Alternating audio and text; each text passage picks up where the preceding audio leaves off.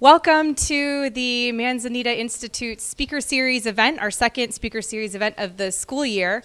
The Manzanita Institute is the branch of Manzanita School that is presenting a lot of our values to the world, taking it outside of our campus and sharing it with the world.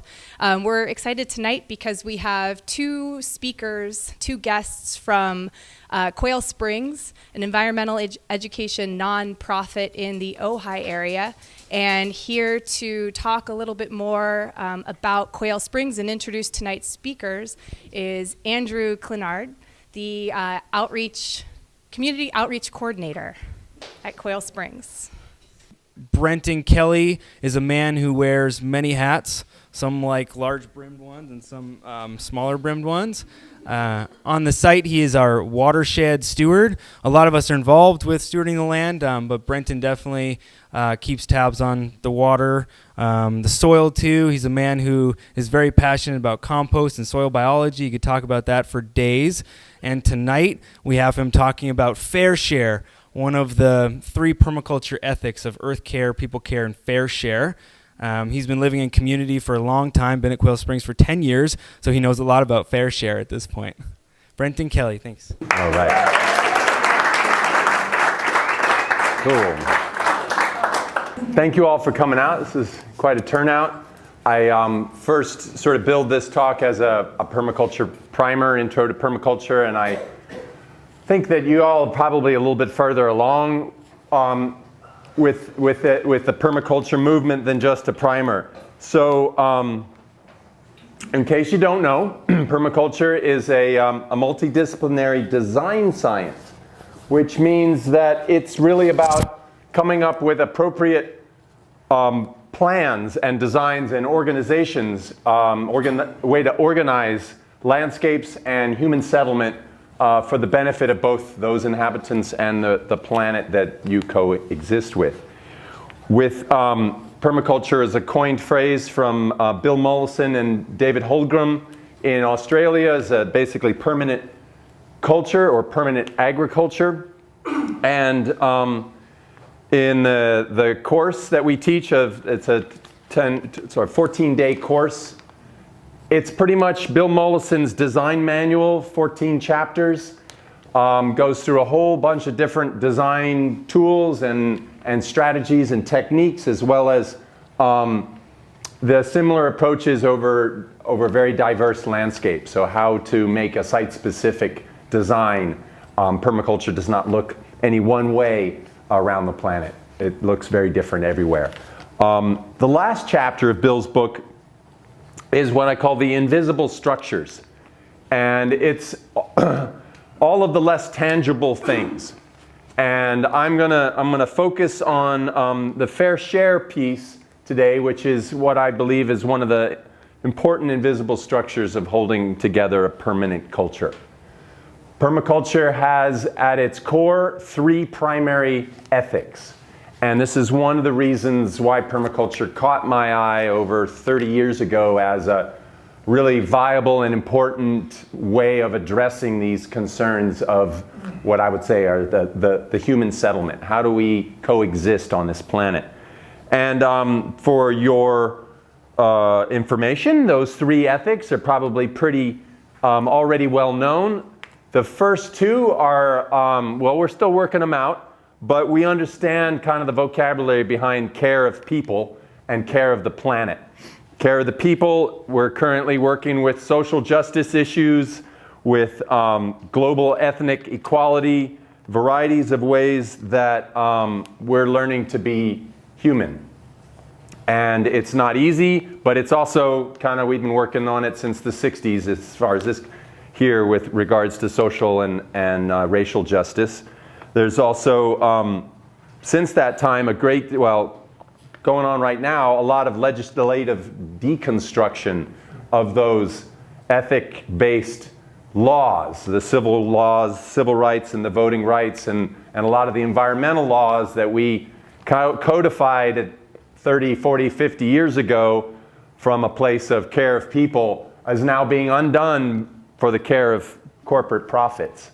So there's a lot going on there. The care of the earth ethic also came out of the 60s and 70s, and quite locally here in Santa Barbara with the Earth movement, Earth Day and environmental movement.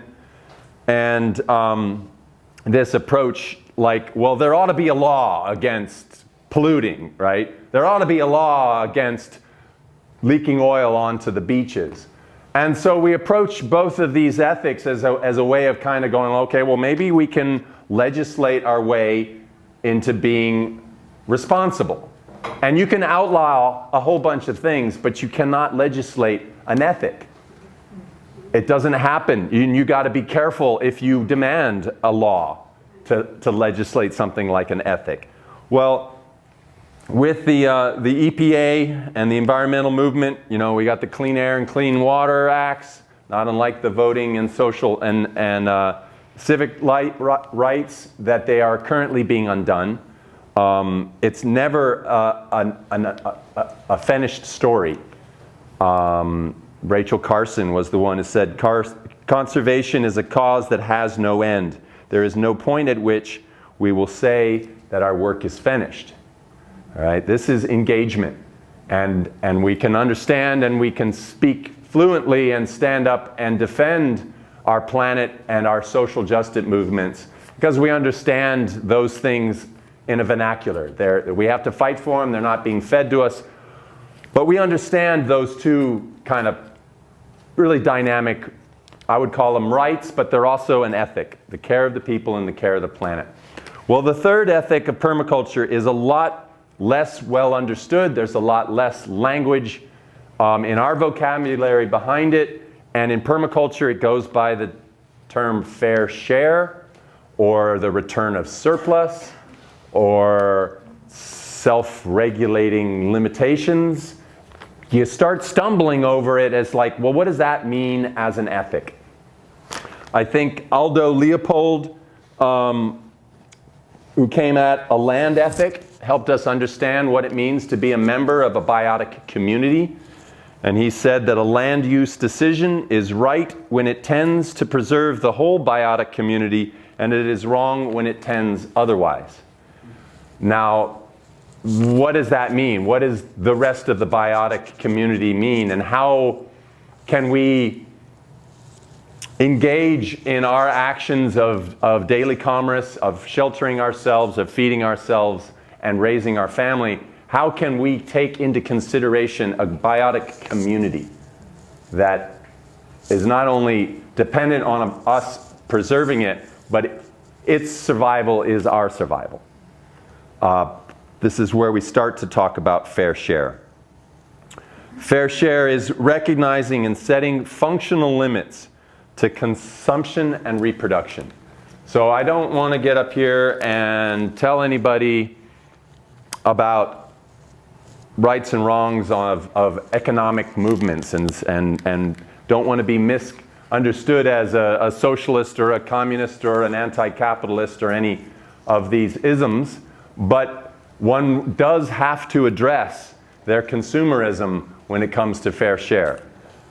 When we look at America on the planet, we're about 1/6 of the population, and we can consume up to 30 to 40% of the world's resources in our 0.6 of the population. Now, that ain't fair. There's a whole bunch more of us who are needing these things. Reproduction as well, and in America our population is not growing, and much of Europe the population has flattened out, so there's a lot of progress with the concerns for how many people there'll be on this planet in another 20 years. But in my time, we've seen it double, and it'll double real quick again. Frightening statistics about the number of consumers that we have on the planet. So how we consume is the question. What does fair share mean when we go shopping? Redistribution of resources and opportunities. The issue of poverty and hunger in this country is staggering. Just in this country, you can address the world's issues of it's not an issue of whether humanity has learned how to grow enough food or has enough energy to take care of ourselves. It's about how we distribute that food, those calories, and that energy. Equitable is the goal. It's a issue of who's at stake to lose if we were all shared equally. And there are the folks who are in between in the distribution of a major numbers of these sort of commercial, international consumer commodity foods, and wheat and corn are the number one. The whole approach to feeding the world by filling silos and train loads full of corn versus ethical land treatment and farmers and people involved with their food production on the land. The global food distribution issue is huge. I'm not going to solve it here or suggest a major solution, but it's a far cry from fair share. Living with Earth's income, not on its capital. This has to do with our energy consumption. The Earth is bathed with an incredible amount of solar energy every day, and most places where people live are sunny places, and yet 90% of all of our energy comes from a time on the planet long, long ago that you could not replicate today even if you tried. All those coal fields and natural gas, all that carbon went down underground before there was a lot of oxygen in the air. We have now oxygen, things decompose quicker than they lay down coal beds, so we won't be generating more coal beds in the millennia of the future. That time's gone. We are now consuming those coal beds and natural gas reserves at an ungodly rate for which they're going to be used up at some point. We will diminish the energy quite quickly, and then what? Well, permaculture looks to nature for its answers, and the photosynthesis of the planet is a good place to look for how can we live within the Earth's annual energy income. And at Quail Springs, that looks like growing trees that we feed, that we cut, poplar trees that grow back, and we cut the tree, we feed it to our goats, we make goat milk out of it, we harvest that manures to grow more trees, and then the trees, once the goats have stripped the leaves and the bark off, become fuel wood for fires that in our cook ovens and in our heating our spaces, and that energy is then sunlight that had come onto the farm that previous year that heats us through that winter. It's possible to take into consideration our energy needs and how we can obtain them in a current budget, not something that's depleting a resource that is no longer able to be resupplied. Water management among all fair water management among shareholders. That's a big item here in California, particularly coming out of a drought. But we're talking about sharing between the residential populations in the cities, the urban environment, as well as the farmers, and you know, how does the most water in California is consumed on farms, and there's this big battle being set up between the farmland and the residential urban centers, and the thing that's not being spoken of is the wetlands, right? They're part of these shareholders as well. We have an incredible biologically productive wetlands in this state, much of which have disappeared, but their survival is just as important as how we share the water between the cities and the farms. We got to work out the rest of the shareholders. Economic equality, the idea of a living wage. Looks like the minimum wage is going to be adjusted here. That whole debate goes off also into affordable housing. How is it possible to honor the human right of a house and shelter? When we have situations in North America, and Sasha's just touched on many of the issues, when you see some of these building materials and you compare, yeah, it takes a lot of labor, but that labor is little kids and grandmas and a party and a social fabric woven around housing your community member with a low skill, high labor input.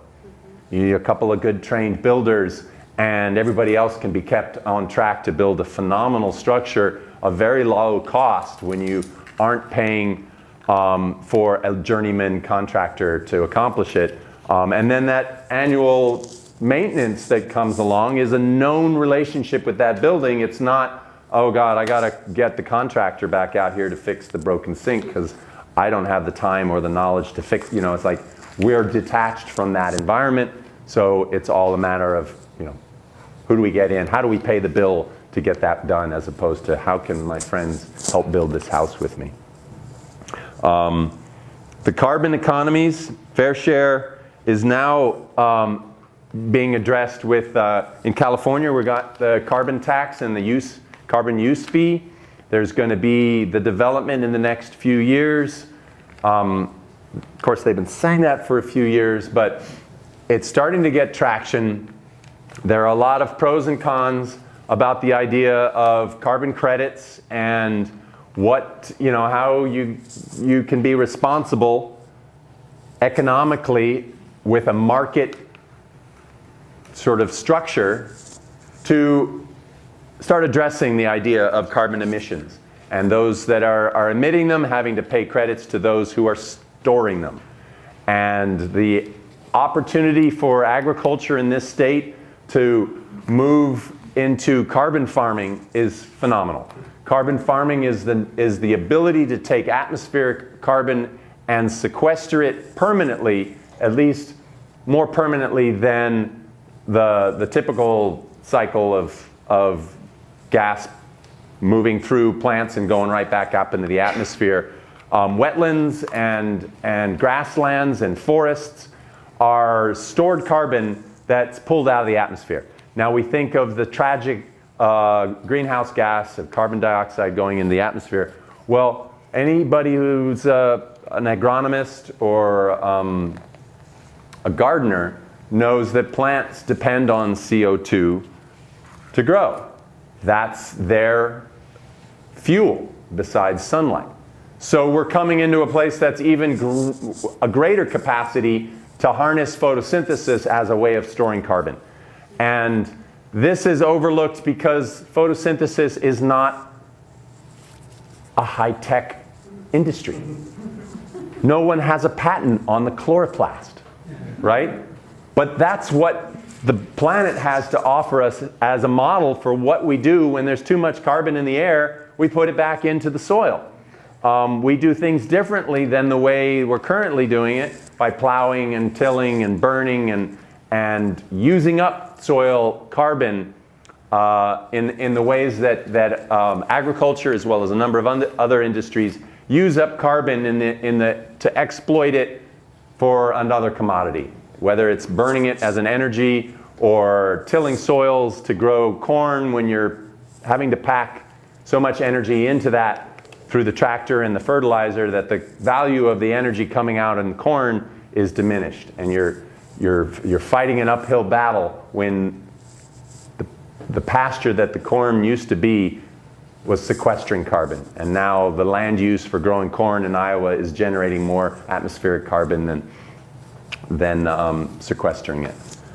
It's a fair share issue because the carbon equation is a lot of environmentalists have been slow on the uptake with the whole carbon economy, being that we're going to be giving emitters and polluters a way out. They can buy their credits, and it's not actually going to solve the problem. It's a greenwashing, and certainly it has the potential to do so. But if folks are involved with the discussion, we're a long way from Sacramento, but there's an awful lot of discussion going on about what exactly we want to see the new carbon economy look like. And small farms and even urban action, there's a lot of cities that are getting involved with how can the city start getting credits for sequestering carbon because they've taken land use choices that do just that and sequester more than they emit. This starts getting to the calorie equation, which is when we get some visitors at the farm, they ask, well, what do you farm? What do you sell? What do you provide how are you feeding the world at our farm? And it takes a little bit of time to restructure that question because we're not sending anything off the farm. And our farm's a little bit different, but basically we're farming interns and experiences. And we're feeding the people who come for those experiences, and we're keeping their waste stream in our composting toilets and reapplying it to the landscape. It's not leaving the farm. In the calorie equation, you will look at, I just mentioned, the Iowa cornfield, for example. Often the amount of energy, and if you count energy as a calorie, the amount of calories going into that Iowa cornfield can be 10 to 20, depending on how you count all of the energy imbued in those tractors and all that fertilizer and inputs. 10 to 20 calories going into that cornfield for the calorie of corn coming out. At which point, it's shipped halfway around the world. Archer Daniel Midland gets to grind it up and sell a few commodities out of it, and then ship it down to Kentucky or Tennessee, where they feed it to cows and generate a lot of methane and fouled manure lagoons and a compromised product because cows aren't supposed to eat grain, so we give them a lot of antibiotics so they can tolerate the grain. When if you looked at the calorie in, calorie out, you're now at 50 to 70 calories in for that calorie a cow. When if the cow was out on the tall grass prairie that used to be Iowa, that cow would be producing its energy from the sunlight that made it to that prairie that year. Right? The calorie equation at that point is very, very different. And when we start to say, well, how can you feed the world with permaculture? You're just a bunch of fancy gardeners. Well, the Rodale Institute is starting to keep, they've been keeping this long-term research project about two parallel farms and an organic integrated farm where the inputs are human scale, and then an industrial organic farm where the inputs are all commercial and industrial. And the amount of calories available from the integrated farm has proven to far exceed that of the conventional monoculture for many obvious reasons that maybe if you're a permaculturalist you would know, but are hard to track and quantify and define. But an integrated farm is going to have animals living on that farm that are producing manures as well as exportable calorie commodities. They're going to have water systems that are integrated into the development of the farm where water is used in as many ways as possible and not wasted, or they're essentially zero waste farming, as well as a variety of crops that yield at different times. So it's not like 60 bushels of corn per acre. There's some strawberries, there's all sorts of other things coming out of the farm. There's also wildlife in the trees. They're providing an input from their manure sources and moving seeds around and providing an intrinsic value that when you start to add up the calories going in versus the calories going out of the equation, you really start to see how monoculture is failing. And not, and then the silver bullet of this industrial scale food production is not actually going to feed the world because it takes so many calories to produce a calorie that way. And if you looked at it from a calorie equation, you'd come up with a better plan. And hopefully, Rodale's work is going to be heard and seen and understood for that. A couple of numbers. The Iowa corn, it's 15 to 1, and once you get to the corn-fed burger, 50 calories to 1, where when you grow corn in your backyard, you can produce 10 calories for the 1 calorie in. You can do it with small integrated, family-friendly, community-supported farming that does not, that where consumers are now part of the food production system. And one of the statistics I like to speak about is in my generation, and for the last 3 generations, our fathers have been telling us to don't come home to the farm. Go into the city, get a good job. The farm doesn't, it's a peasant life. It's not going to pay the bills. It's not going to lift you out of, it's not a dignified life. And today that's turning around, and there's an incredibly encouraging number of young folks coming out. We see them as interns and the young folks in the school who are wanting to connect the dots and produce good food and be a part of that. But the statistic is that the farmer today is I'm a young farmer. I'm only 55. I think it's 64 years old is the average of today's farmer.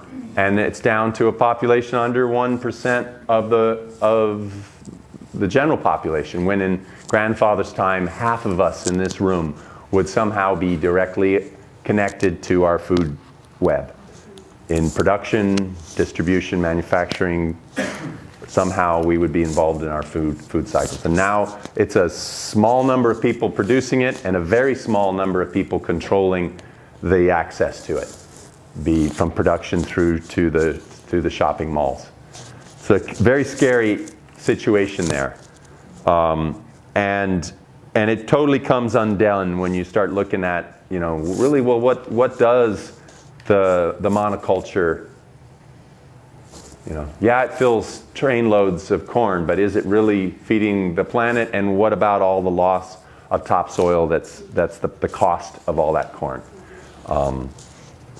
So again, an ethic can't be legislated. Only bad things can be outlawed. It's like common sense ain't so common anymore. But as an ethic, it's something that is teachable. It's something that is a fabric of our understanding.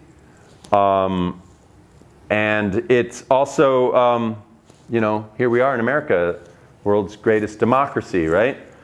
And democracy, true democracy, depends on participation. That's part of the fair share. We can't be blaming Uncle Sam when we didn't bother to get down on to vote, or we aren't involved in our local school districts and local politics, because of course all politics is local. Not everybody needs to get up on a soapbox and rant and rave, but everybody needs to pay attention to who's getting up and who's ranting and raving. And the participatory portion of our democracy in this country is shameful. It's really sad, and I don't know where it's going, and it's really scary where current situations are looking at. But that's all us, right? We're the ones who register to vote, and we're the ones who pull together these politicians. So it's a significant part of fair share is democratic participation. Be engaged. So what fair share is not? Some of the things that are going on these days: deficit spending, notion of committing tomorrow's resources to pay some debts today, whether they're our own personal accounting or our national debt. An incredible phenomenon that we're all living on borrowed money. It's kind of like keeping everything afloat as long as there's still somebody issuing credit, because there doesn't seem to be a lot of true principle behind that credit. That gets scary. Uncontrolled growth, whether it's population, which I would say is no longer uncontrolled. There's a great deal of success in that realm. But economic growth is truly cancer-like. It's presumed that a healthy economy is going to be growing by double digits every year. And when it starts to flatten out and get down below 10% growth, it's assumed to be failing. And that is all tied to the notion of debt services. If we're not borrowing money, then who's going to be paying the bank's interest? We all have to live on borrowed money. So it gets to this place where economic growth is feeding off of a growth of its own economy that is anything but fair share. It's borrowing from tomorrow to create something that doesn't really feed us today, but it's driving our current economy, and it has a lot to do with deficit spending. Extractive industries, we could list off tons of them. certainly clear-cut forestry, deep aquifer depletion of agricultural. This country, this state has just invested in a new attempt called Sigma to regulate groundwater extraction. And we are the last state in this nation to try it. And it's as if you talk to the agribusiness in the state, it's as if they never saw the writing on the wall. This is the most absurd thing to ever try. And that all we have to do is trying to take away the property rights of people who have a prescriptive right to the water beneath their land. And that's an old school, great old Western approach. And it's been changing for decades around the nation, and this state's finally trying to embrace it. Groundwater management is a big thing for us. We are out in the Cuyama, we're sinking a subsidence basin. It's completely, the agricultural activities in the valley are completely dependent on groundwater extraction. There's very little or any surface water, and there's no state water. We're not borrowing and trading water. We're just the biggest straw with the biggest pump gets to get the most water. And that is now into this thing called sustainable groundwater management, right? They're after that word. What it's going to look like, how do we get sustainable, is going to be a lot of engagement. I can say that much. It's going to look different than it does now. So yeah, don't foul the nest. That's a common kind of, healthy animals don't do their business in their bedroom, right? There's a notion of how to treat your home, your economy, which is the home, in a way that doesn't burn it out. And quite a lot of research has been done about, how did the great societies of the world supposedly disappear? The Mayan and the Anasazi and the Easter Island. These are all stories of resource depletion, every one of them. Even Rome chewed up its soils. And it's a lot of things that you would think that wise, clever hominids like ourselves could look at our own history and realize that, all we have to do is not foul our nest, and we could find some sort of sustainability, which in permaculture is kind of like in the Iroquois Confederacy. Sustainability is to have a 7th generation outlook that if we continue the way we're doing it now, will our unborn great-great-grandchildren be able to continue in this same way? And unfortunately, their version of sustainable is, how do we sustain our profits from this extractive business? Like, how do we maintain, sustain an extractive sort of trend in spite of the recognition that there may actually be some limits that we have to learn to recognize and then to honor. This is a big one. Conversion of other realms of capital into financial capital. There are many, at least 8, depending on who your writer is, various realms of capital. And we're talking natural capital. The standing forest has value beyond the cubic foot of timber that it represents. It has biological services in flood control, in water storage, in spiritual relief to walk in an undisturbed forest. Social capital of an intact culture where grandmothers take the babies so that the middle generation can do the labor that neither of those two generations can do, sharing a burden that today we've monetized it. We now spend a great deal of money to get the kids into school while their grandparents are being taken care of somewhere else, so we can earn enough money to support the care of those folks. And it's all being turned into a commodity. We have some fine schools and some fine old folk homes. It used to be the solution, one was the solution to the other. And we had intact families that were reared by our grandmothers. That's a social capital that is eroded, or rather converted into a financial capital. And human capital, we have a lot of people who are underemployed, unengaged in the activity of feeding themselves or housing their families and communities. This untapped resource of human energy is immense.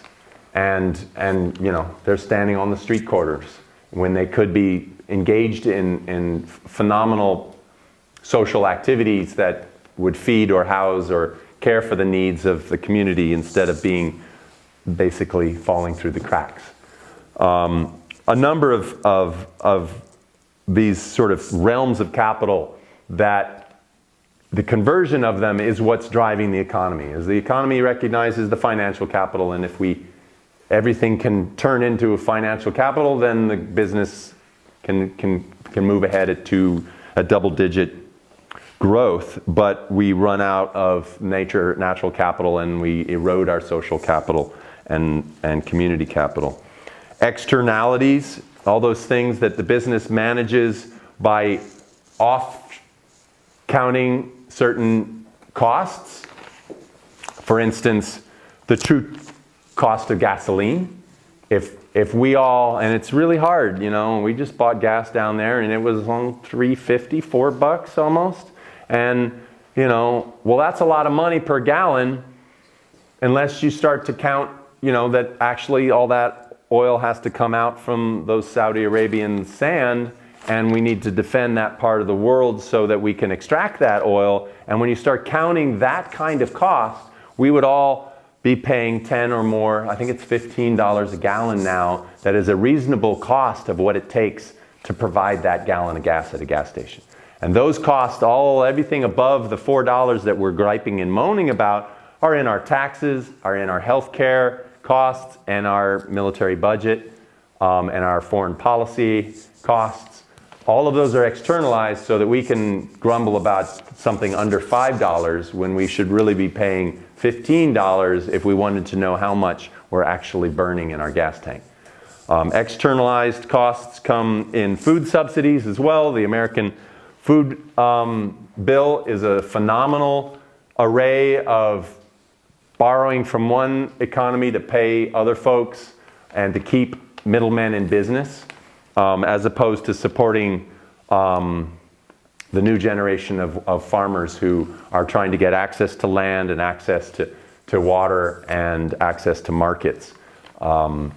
The externalized costs of the industrial food chain is staggering. It's scary. The energy involved in the food processing and distribution, again, we can feed communities easier than we can feed the other end of the coast, the other end of the continent. Cuyama exports carrots. That's our big commodity. The Cuyama Desert grows bunny love carrots, which you can buy in Manhattan. And they're all done by machine, just in case you wondered what a baby carrot really looked like. Baby carrots are just root hairs. All of those carrots are broken carrots because they are harvested by machines. And how do they market a broken carrot? Does anybody buy broken carrots when they go to sometimes you get carrots, they even have green on the top. Well, the bunny love broken carrot is the peeled and cut convenience, and they're shipping all of our water across the nation in the form of broken up carrots. The industrially extracted, I'm not going to go into that anymore. No one here is too compassionate about agribusiness, so I won't bash that any further. But there is, by the way, a catastrophic loss of both topsoil, clean water, and biology. And the biology is a significant component that we're losing, besides the collapsing groundwater. Unaccountable polluters for profit. It's now we've got, you all know what's happening in Washington with the regulators now being handed over to the industries. So the good news, examples of where we can see some fair share, Of course, in permaculture, the biggest sort of mentor there is nature, and working with her, not trying to control her, but to be inspired by her. And truly, the chloroplast is Earth's energy producer. The income on the planet all comes from the sun, and the chloroplast is that thing that makes all plants green. Nothing else quite works like it, not even the photocell yet. So we can produce more plants. Plant trees, big solution. Nature also provides the example of biological self-replication. Where else do we have self-replicating industries than in nature? And that notion of like the cradle to grave to cradle consumerism and production, where the thoughts, we started talking a little bit about recycling versus embedding it into the bench. Is like, how can we drive our consumerism in a way that doesn't just produce a trash component, a waste? Zero waste management is probably one of the #1 things that urban environment can get on board with. The nature is a great example of there being no waste. Feedback and control loops like predator-prey, mutualism, the notion that the world's full of predators and parasites, and these kind of take control, one control dominating another, is often unrealistic, and the true majority of the relationships out in nature are mutualistic and beneficial. And even the predator-prey ones, they depend on each other. You cannot have a herd of elk without a healthy predator on the landscape. And then beehives. I'm a beekeeper. Anybody beekeeper? It's a phenomenal kind of example of permaculture, and the hive theory and swarm theory is often used to help understand group dynamics and city dynamics when you get a bunch of people together. As for the civilization and us humanoids, we've come up with some pretty good examples. I'd like to tout in the last couple of minutes of some of the great accomplishments that we've done. There's a great YouTube film called Hope in a Changing Climate. It's about the China Loess Plateau, which is the region in China where the headwaters of the Yellow River, the Yangtze River, and it's a phenomenal documentary. Basically, instead of giving this impoverished corner of indigenous folks $1 million of aid every year because they were peasantry that wasn't producing and were in a difficult climate, they came in with a sort of a top-down kind of Chinese approach, but it was very permaculture in its design. They put up $10 million instead of aid. They trained people to design and implement a complete reworking of this culture. And within the 10 years of the project, they were exporting food. They were not aid dependent, and they were contributing to the Chinese economy. Apparently, with things like that, China has eliminated hunger in my lifetime. Earlier, they were a starving nation, and they have fed themselves with some phenomenal agricultural approaches. One of the major ones being that they glorified their peasantry. Now, I'm not saying, that peasants deserve more or less. I'm just saying that if you don't demonize your farmer, but glorify them and recognize the dependence on the producers of your food, you're going to get a lot farther down the way of healthy food than if you just turn it into a corporate commodity. And China's a great example. Also, the denuclearization of Germany, phenomenal things happening in Europe with energy use. Just totally readdressing, it's like we don't want to go down there. The public said no more nukes. And they're taking apart the nuclear industry in Germany and a phenomenal amount of solar and wind and renewables to replace it. A big turnaround. France is not so ready to go that way, but there's an international understanding that we can do this differently. if it's a public driven, and that's how it went in Europe, in Germany. Carbon tax, we talked about that. Cradle to cradle consumerism, cogenerating manufacturing. There's a bunch of great manufacturing techniques that are sharing resources and waste streams, including heat. So if one industry makes a lot of heat, then another one would use that heat instead of burning fuels to make the heat, and having little light industry zones where these sort of cogeneration technologies are quite feasible. We all kind of think of everything in our own little silos and not sharing in that sort of general resource management. But that's a big one. Global population is slowing, mainly through the education of young women. In the parts of the world where the population is a problem, that's the #1 issue, is educating our women. They make better decisions. They are empowered to control their lives. And they're the ones that make the best choices for the financial loans, the micro loans that get brought into communities. If you give it to the women, then it stays in the family and stays in the community. Some great change there. Agriculture is changing with integrated organics and integrated pest management. There's a lot going on. Here we're getting a little closer to home, urban rebuild. There's a whole lot going on. I was just on Calabasas Highway, Parkway, and the amazing amount of traffic calming technology of the making a boulevard something other than 4 lanes of traffic. There's that thing in the middle with the trees, and there's a walkway, and there's bulb outs that slow traffic down, and parking facilities and decent bikeways.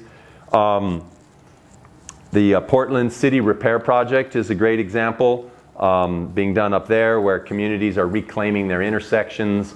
There's a phenomenal story going on in San Francisco around the Cesar Chavez Boulevard, which is like 3 lanes both ways, boulevard to get to the freeway. It goes through a community. The community wants their community back. People live on that boulevard. And so they're totally going through city council and making a reclaiming and redesigning of a corridor, a major artery in the city. And then here, the LA River Project, incredibly good news. I mean, it's scary to think that you need to spend $2 million to remove $1 million of concrete. It's not going to be inexpensive, but it's going to be a phenomenal resource to the landscape, not just banking the water into the aquifer, but actually creating wonderful recreational resources and beauty in the city. I was once told that as enough rain lands in Los Angeles, it equates to the amount of water that the Water and Power District brings from the Owens Valley.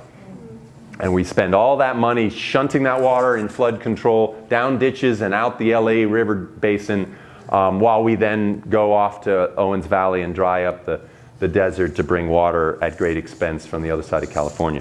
That's good for the siloed tax-imbued agencies, flood control and water and power. If they solved those problems, they'd both be out of business, right? So is it going to happen without a demand? None.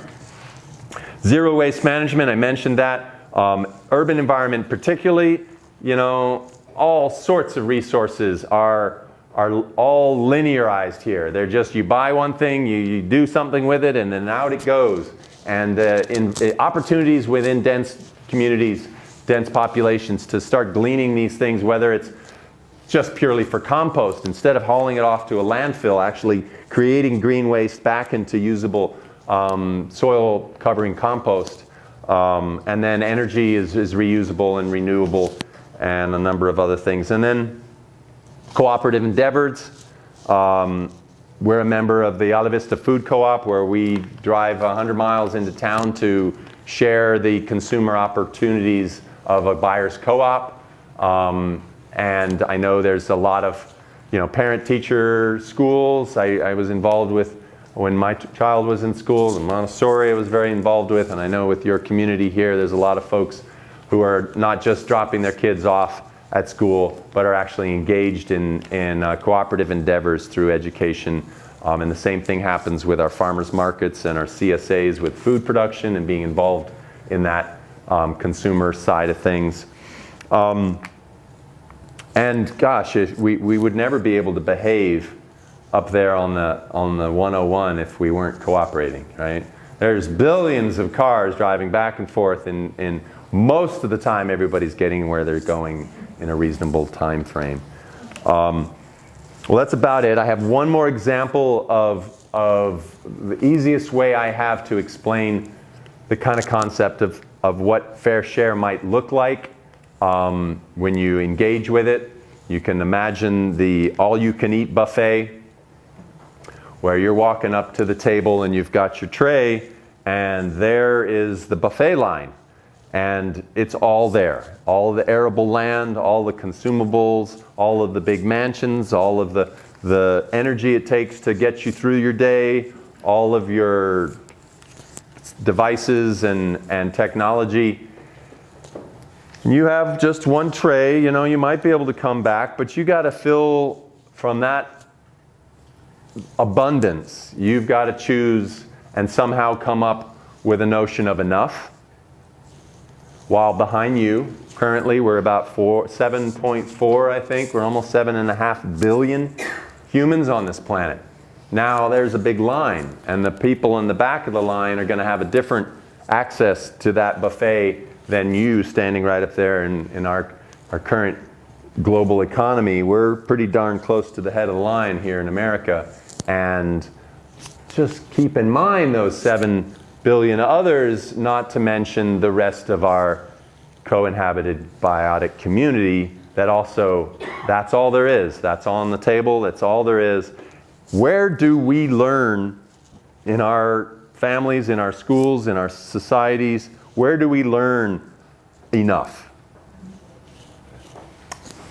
It's not taught to us, and it's often taught that if you grab as much as you can because it won't, you know, won't not get a chance to, or someone else will.